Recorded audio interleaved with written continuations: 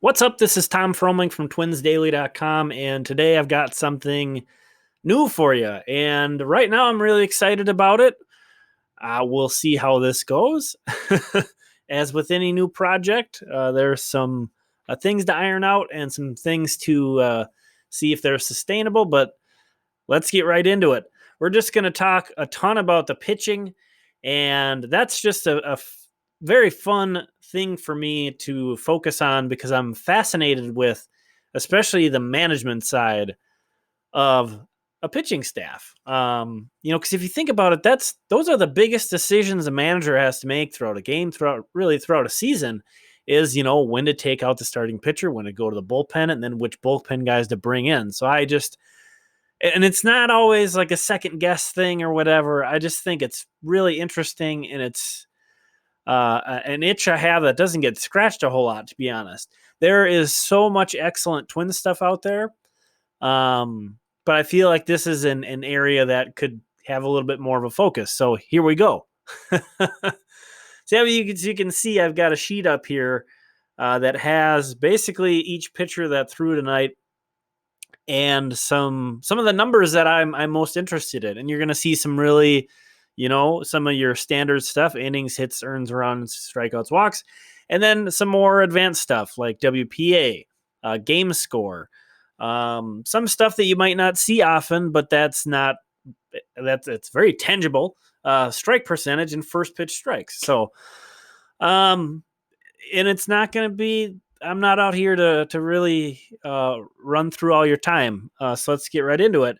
Hopefully these are going to be really quick usually. But Michael Pineda, the biggest thing that sticks out to me tonight is his strikes. A 79.5% strike percentage is incredible.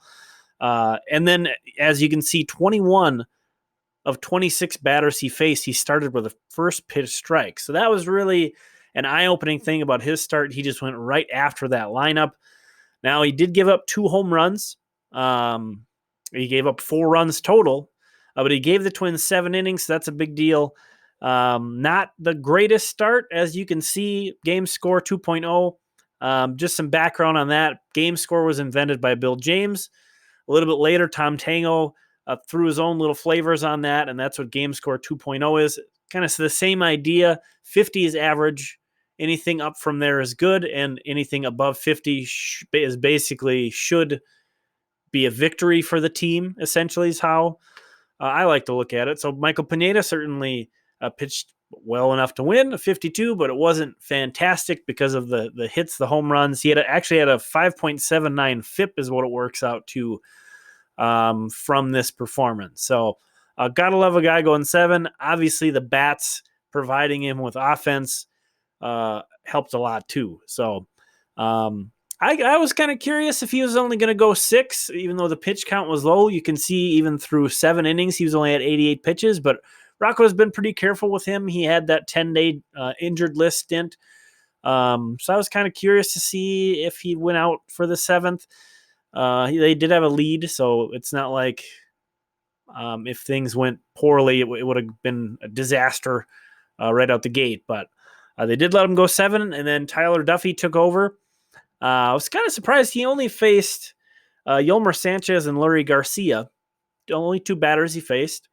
So he did perfectly fine. He just wasn't asked to do a whole lot. And he was pulled when Tim Anderson came up, and that was when the Twins had a 3-run lead. So 2 down, 3-run lead.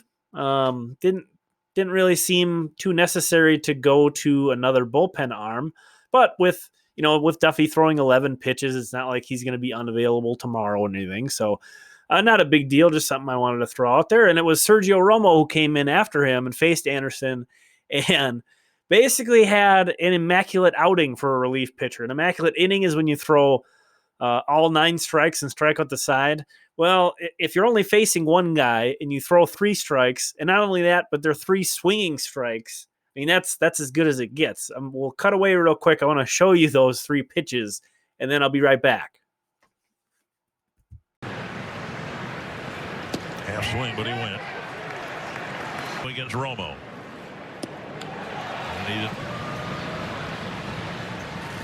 Romo on 3 breaking pitches ends the 8th inning. And that was it. That was Romo's entire outing.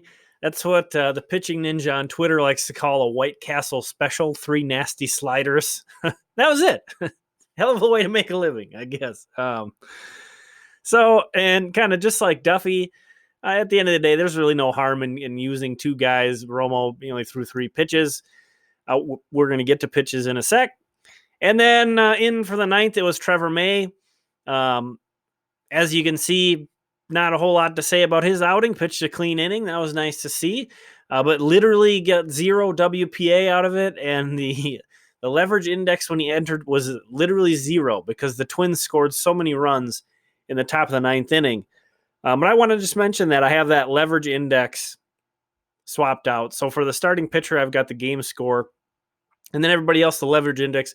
The Twins had a 3-run lead for at least for all 3 of these relief pitchers tonight.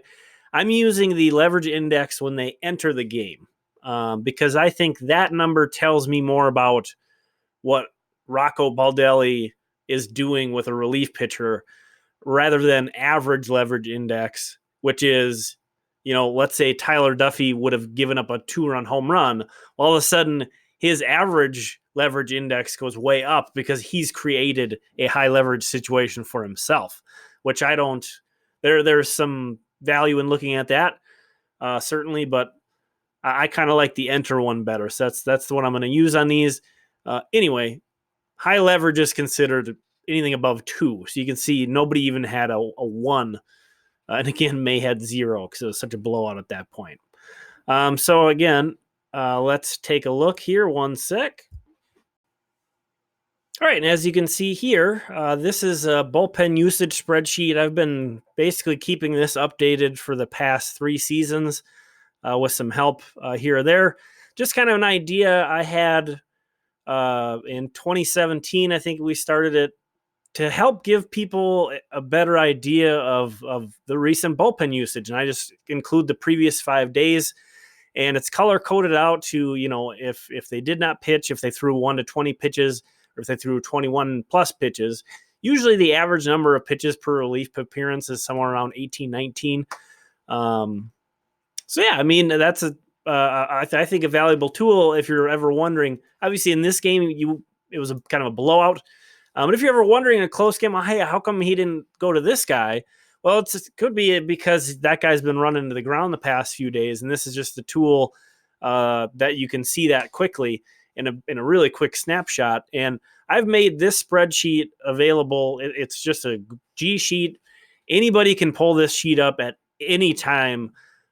It's not always updated in real time, but it's always updated after the game.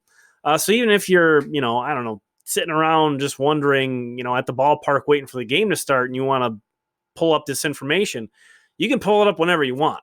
At some point, I'd like to do that with the previous spreadsheet we were talking about where I gave all that information on the pitchers, but I don't think that one's quite tight yet. It took a very long time to kind of let this one be free at all times for anybody to open. So give me some time if this goes well, and I'll open that one up too. So basically, taking a look at this, I would say the only guy who's probably unavailable tomorrow would be Lewis Thorpe because he threw 41 pitches. That's quite a bit for a guy they're using in relief, who's not used to pitching, every other day. So I bet you he won't be pitching on Wednesday. He won't be available. Other than that, everybody else looks pretty good. So it's in a good spot.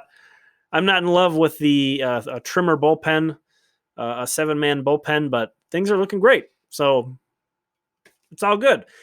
That's it. That's all I got to say about this game. Let's stick around. I'm going to share all of the video, every single pitch of Jorge Alcala's AAA debut. This is a guy the Twins have some aspirations, I think, of him possibly becoming a September call-up and joining the bullpen. He looked pretty good. He looked very athletic, actually, fielding his position. He looked pretty good. I think he hit 97 was what he topped out at, two shutout innings. So there we go. Take a look. Thanks for checking this out. Hopefully I'll be back again with this thing tomorrow. If you have any feedback, let me know. I'd be super interested.